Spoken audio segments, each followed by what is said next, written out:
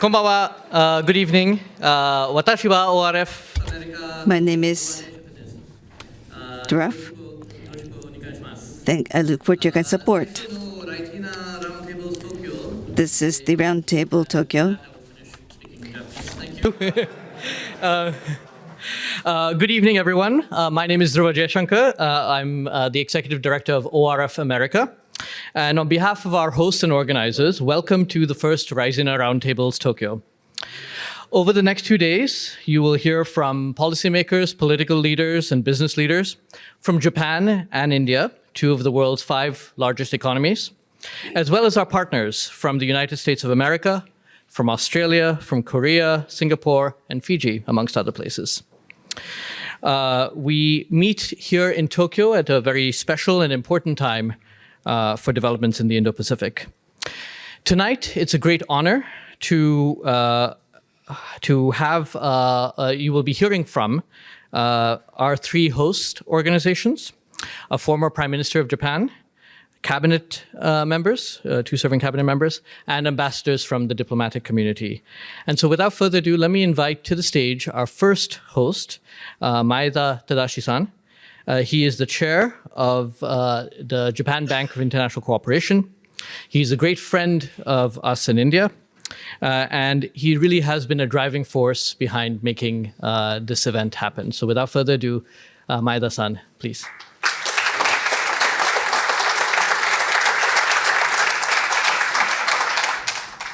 So, Excellencies, distinguished delegates and guests, ladies and gentlemen. I'm Tadashi Maeda, Chairman of Japan Bank for International Cooperation. It's my great honor and privilege to host this first Raisina Roundtable Tokyo here in Japan. Today, this is very much the Memorial Day because it's the first event of Raisina Dialogue. 2 weeks ago, I was in Raisina Dialogue in Delhi. Probably you may remember that on the 22nd of August of 2007, almost 15 years ago, then Prime Minister Shinzo Abe delivered the very historic speech, remarks at the Indian Parliament, titled of Conference of the Two Seas. This speech is kicking off the vision of a free and open Indo-Pacific. His vision was accommodated by many like-minded countries, including the United States and Australia and other countries in Indo-Pacific. So, Raisina Dialogue, this is a very broader the agenda, the big gathering in Delhi. I participated at the 4 consecutive meetings in Delhi. 2 weeks ago, I joined at the 9th, the Raisina Dialogue. Compared with a very similar dialogue like Shangri-La Dialogue, hosted by WIWS, Shangri-La Dialogue focused mainly on the military and the national security issue. On the other hand, Raisina Dialogue had a broader agenda, not just only military, but also that's economic security and the global agenda challenges like digital economy and also that the energy transition towards carbon neutrality. So this event is a probably 3rd event at the satellite of the Raisina Dialogue rather than India, Dubai and Sydney and then to Tokyo.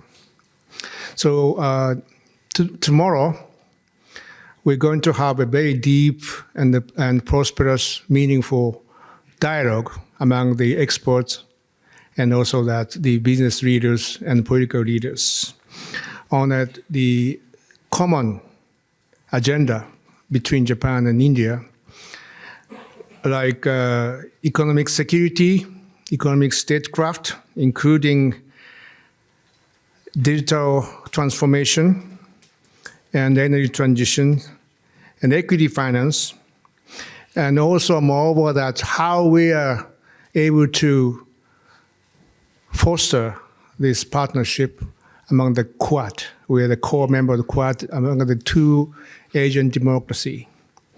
So Quad is a very flexible framework But at the same time, we need to put maximum input and contents to the Quad. Today, I'm also honored to invite and the coming of the former Prime Minister Yoshihide Suga. He's also the chairman of Japan-India Association. He will come a little bit later. And also we have incumbent two minister, Minister of Foreign Affairs, Ms. Yoko Kamikawa, and the Minister of METI, Mr. Ken Saito. These two incumbent ministers will come to deliver their remarks. But before closing my remarks, I'd like to give the floor to U.S. Ambassador to Japan, Rahm Emanuel, because he has to leave earlier, so that I will give the floor to say a few words. Mr. Ambassador.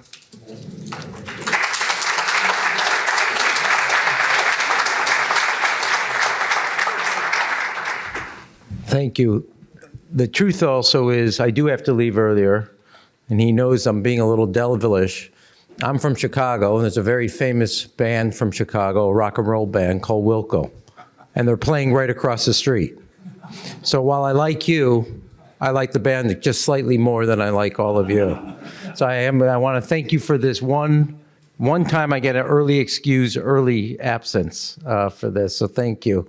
But let me say on a serious note, in the last 4 years, 3 things have changed the world that all of us are adjusting to: COVID, conflict, and coercion.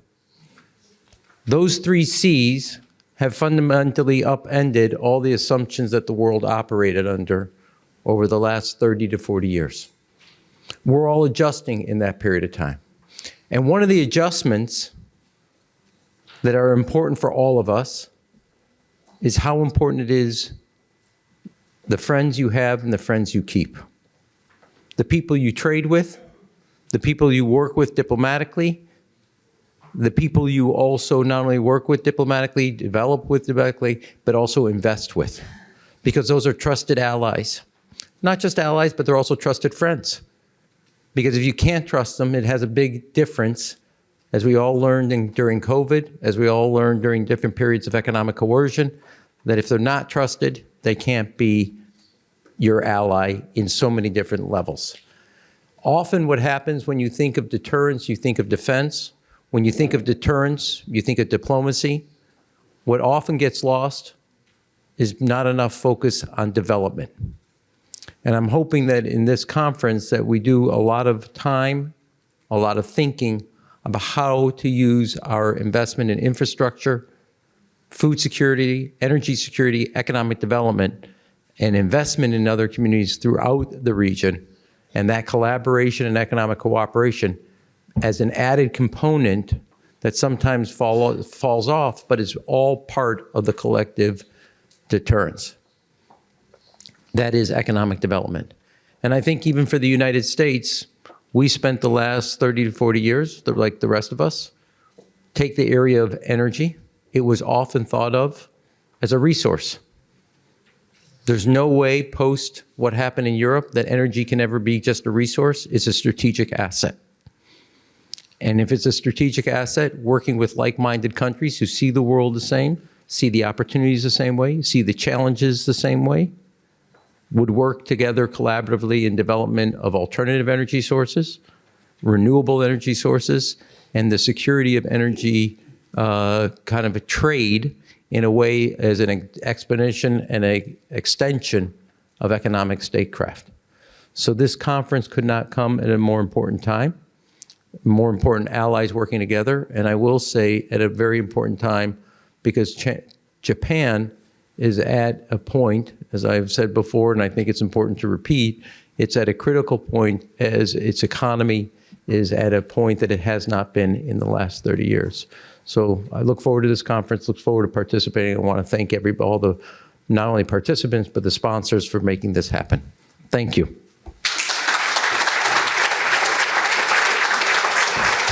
So before closing, I'd like to add a few words. In the Sino dialogue, the small visibility of the presidents of Japan, I'm very concerned Therefore, that's I had a discussion with my friend Samir Saran, president of ORF, to host this event. And it takes 1 year for preparation. So therefore, that's I am grateful to all the sponsors of Nippon Steel, Suntory, Union Capital, and Google.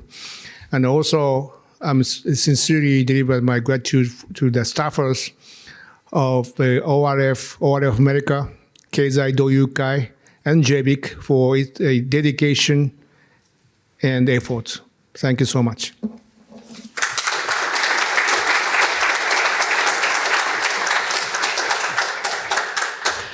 Thank you, Maeda-san. Now may I invite to the stage Samir Saran, President of the Observer Research Foundation.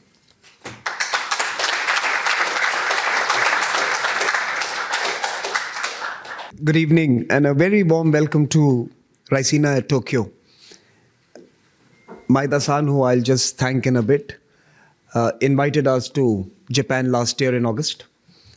We came here, we had conversations with Maeda-san, his team, and some very eminent individuals who are amongst us, and I'm going to name a few of them for their contributions to making this happen. But in less than 7 months, Maeda-san, we are here now, and we are sure that this is the first of what would certainly be an annual convening, where we would build bridges between a new dynamic Japan, as Ambassador from the US just mentioned, and an emerging India that is sprawling far beyond the big cities we are familiar with. And we have tried, even in this inaugural edition, to try and reach out to many other spaces besides Delhi and Bombay to join us. And sorry if I've used the wrong term for Mumbai, but Delhi and Mumbai, and we have gone beyond those cities and brought some of you here for the single purpose of creating communities that will have to shape the century in the days ahead, together with partners in the region, led by one of our oldest and most trustworthy friend and journeyman, Japan, for the Indians. And we will have to architect a new future. Now, Raisina at Tokyo has 3 characteristics, and I just want to mention those. One, it will in many ways build on and engage with the idea of the Quad and the Indo-Pacific region from both an economic lens, a political lens, a governance lens, but most importantly, a partnership lens. How do we work with others for the benefit of all, and how do we serve the region and its multiple aspirations that are mushrooming in different parts of this region? I think that's the central reason for putting together Raisina at Tokyo, that in a crowded Raisina in Delhi, where we have 120 countries, we have great ideas, but those now need to be given flesh and muscles and structures that more specific conferences such as the one in Tokyo can work towards. So that's the first purpose of Raisina in Tokyo.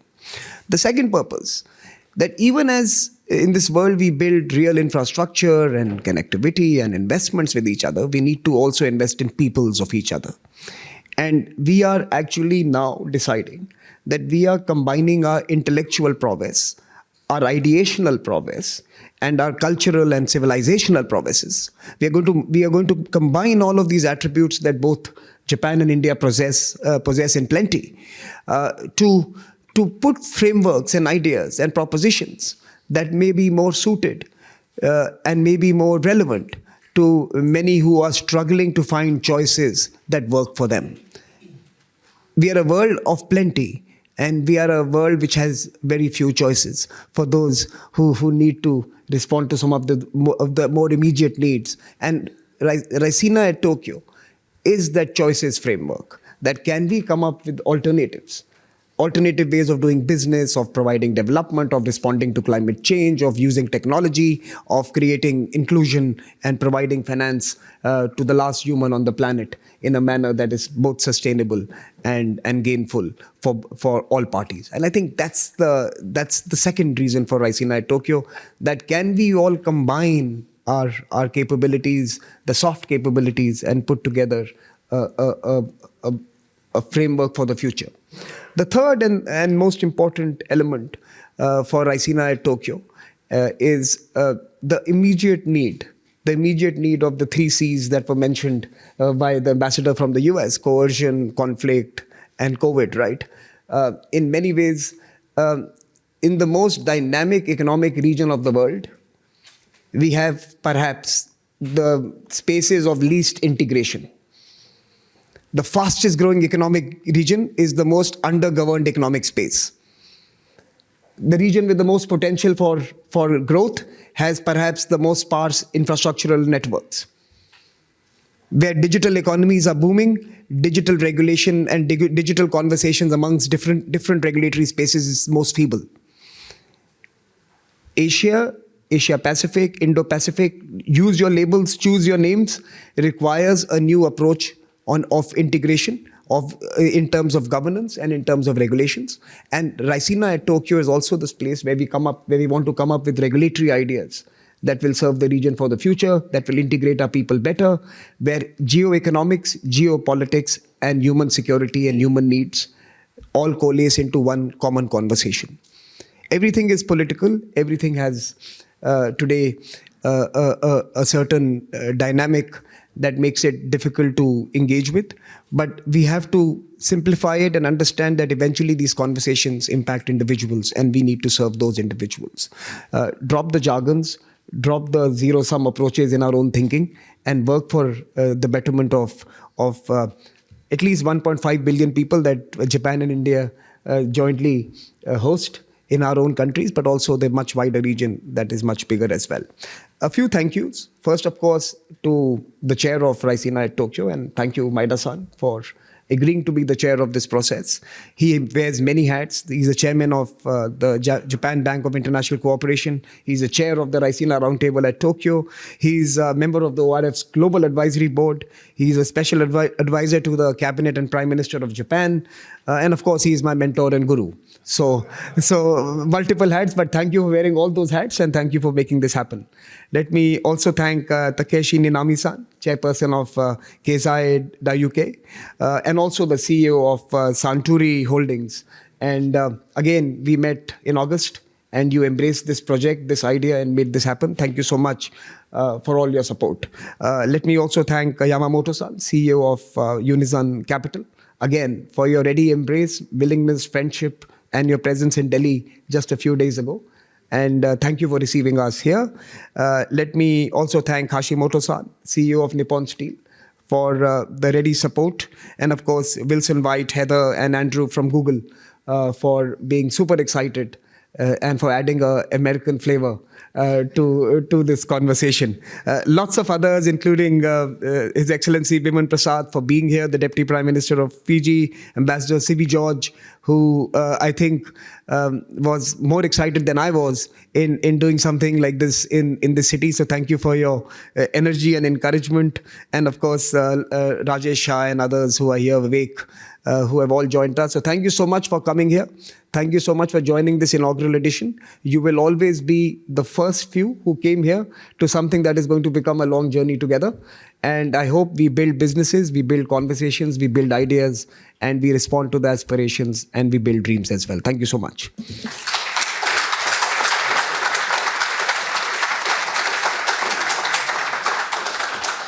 Thank you, Samir. I'd like to invite another host, Niinami Takeshi-san, who is the president and CEO of Suntory Holdings.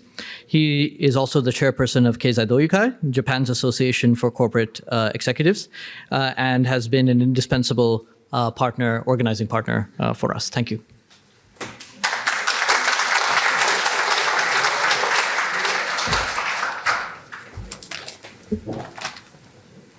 And thank you, ladies and gentlemen. I'm Tak Niinami, chairman of Keizai Doyukai, Japan Association of Corporate Executives, and plus CEO of Suntory. Thank you for great support to our whiskey. And I visit India. Every time I receive huge complaint that people can't buy our whiskey. And we'll get there. And it's a great honor and huge privilege to stand before you today as a co-host of the Raisina Roundtable Tokyo. I understand, I thought that Maeda-san will talk that this event will be annually held. And why not? And Samir, what about that idea? Yeah, let's take this, take place this Raisina Roundtable in Tokyo every year. I think today's guests would like to support this idea. I'm more than happy to keep sponsoring. And thank you for sponsors. And I hope you'll keep sponsoring forever. Let me introduce Keizai Doyukai a little bit. We have the 1,600 members from 1,000 Japanese corporations.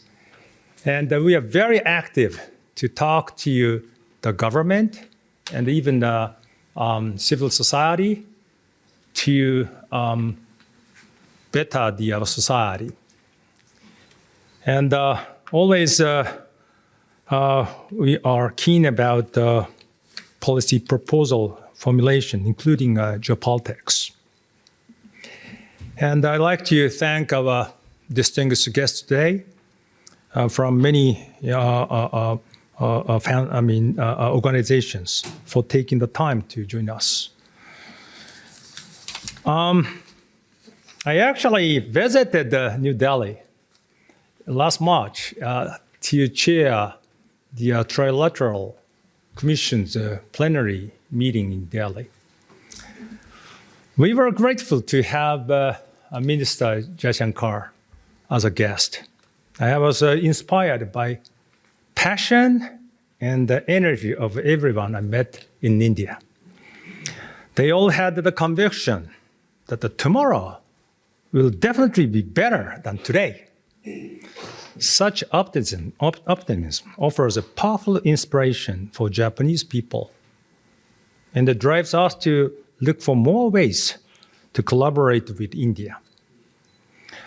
I'm looking forward to visiting again later this month. As a matter of fact, I'll be visiting those cities, Mumbai, Goa, and Bangalore, to engage with the local leaders. I am sure it will be an invigorating experience, as always.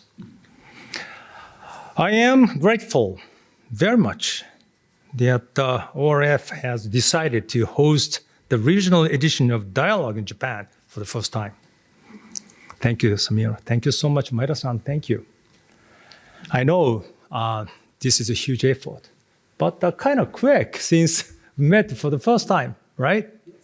So this is a kind of passion we share a lot. I think definitely this is a meaningful testament to the strong relationship between Japan and India, which have been, I think has been long cultivated thanks to the efforts of the former Prime Minister Suga, the current president of Japan-India Association.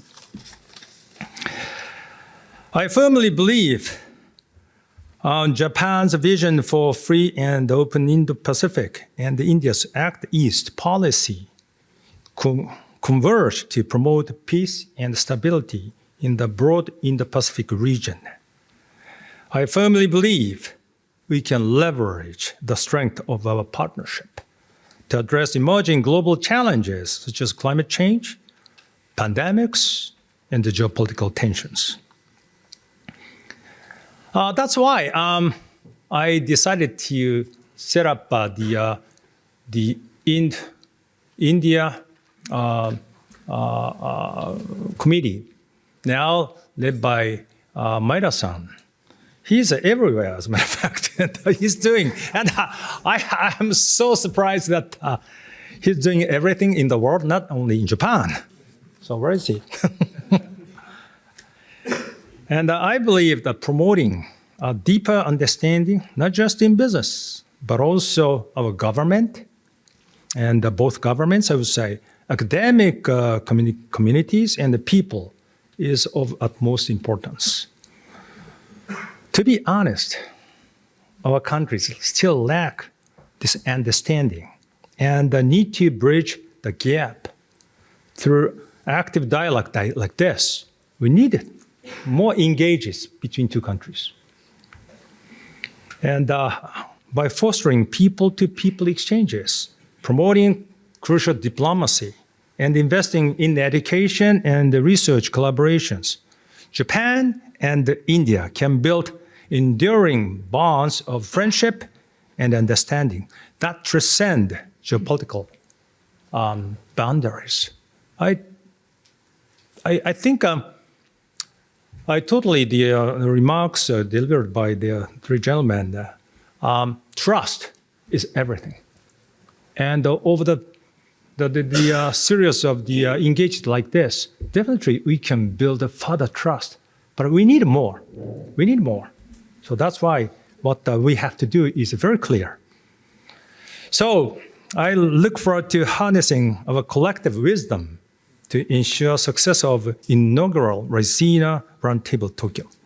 Thank you so much.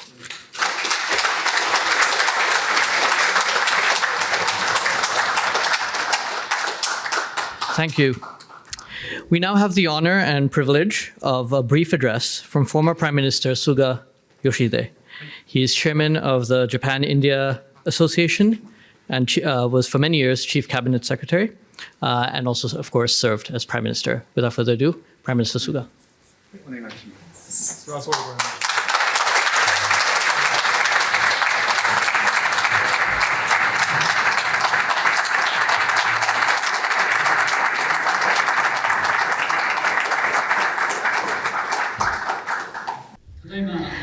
Thank you very much for your kind introduction. I am Suga Yoshihide, chairman of Japan-India Association. On the occasion of the opening of Raisina Roundtable at Tokyo, allow me to say a few words of greeting. First of all, to the hosting organizations, ORF, JBIC, and Keizai Doyukai, people of these organizations, I will express my gratitude. The world is faced with many problems like a Ukrainian invasion, the armed conflict between Israel and Hamas, the unilateral attempt to change the status quo in South and East Chinese seas by force, economic coercion, and this situation is rocking the foundation of international order. To this situation, we must unite as international community. Rules-based, free and open international order must be maintained and fortified. That is my view. To that end, one of the partners, key partners, is India. Japanese government is collaborating with like-minded countries like US, Australia, and India. We are trying to make the diplomatic efforts for the realization of free and open Indo-Pacific. We are continuously making these diplomatic efforts. Last year, Japan was the presidency of G7, and India took the presidency of G20. So last year was a special year. Japan and India had close collaboration. Thereby, we were able to connect the outcome of G7 to G20. This year is also important. Japan is going to host a foreign ministerial meeting of Quad countries, and India is organizing the summit meeting. Very important year. To the challenges, important challenges of international community, we must work through the multilateral framework through which we need to exercise leadership, both Japan and India. Let's look at the country called India.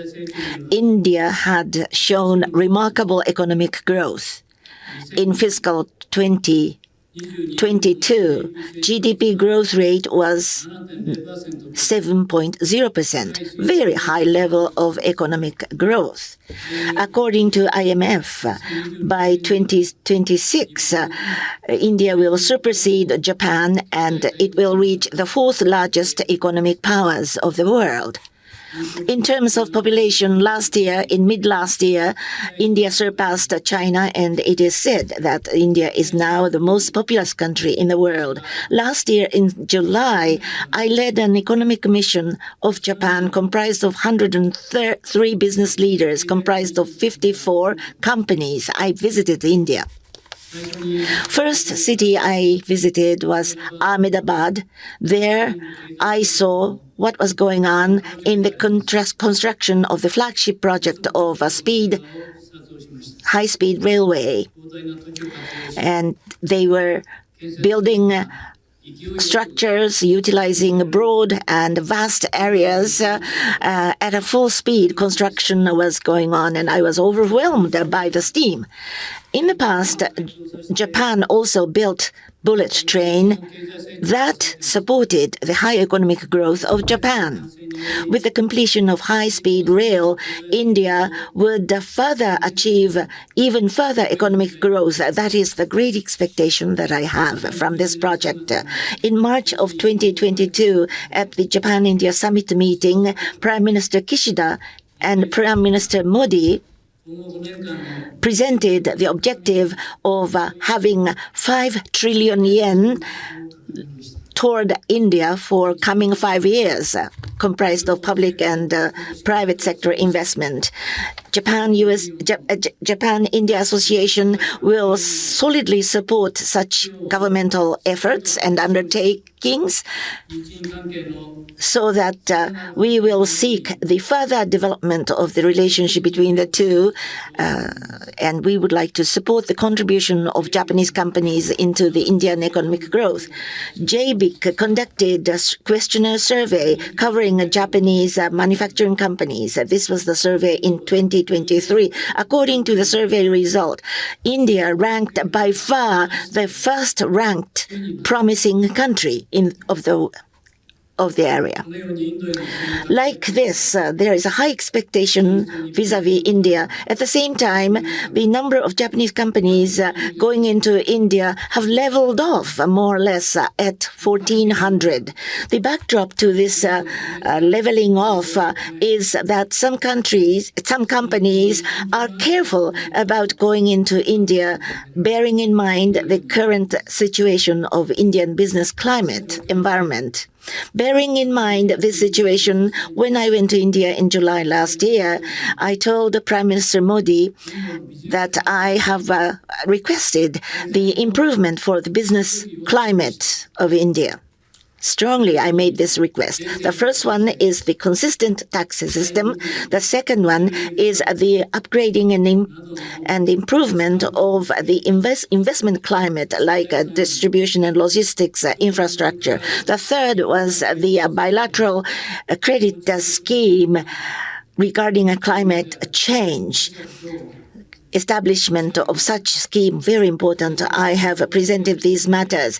I believe I gained the understanding of Prime Minister Modi about those points. Also, between Mr. Modi and myself, we agreed that people-to-people exchange is the foundation of mid to long-term augmentation of Japan-India relationship, and we should expand people-to-people exchange in a broad area, including tourism and specified skills training program. This year marks the year of Japan-India tourism. A variety of events is planned in both countries, not only planned and implemented. I strongly hope that with such support and efforts, Japanese and Indian tourists would travel between the two countries in greater number going forward. The high economic growth of India is supported by the young population. The average median age is 28 years of age. It's a very young population. Such young people will come to Japan and work in Japan, supporting Japanese economic growth. Thereby, the Japan-India relationship would make further progress. That is my hope. At the end of last year, there was a delegation comprised of the MPs of northeastern states of India. I had an opportunity to discuss matters with them. On that occasion, between Japan and the northeastern states of India, they said that there is a closer cultural affinity, and they wanted to send young people to Japan because of the cultural affinity. So as far as our association is concerned, we would like to work further for the promotion of people-to-people exchange and cultural exchanges between the two countries. Raisina Roundtable at Tokyo, this is the first event held in Tokyo this time. May I conclude my greeting by wishing for the active discussion to take place from a variety of viewpoints on the roles to be played by Japan and India, for the discussion to come to fruition as concrete projects eventually, and due to such efforts, Japan-India relationship further develops and advances, thus leading into the prosperity and stability of the whole Indo-Pacific region. Thank you very much for your kind attention, and congratulations on this occasion. Thank you very much.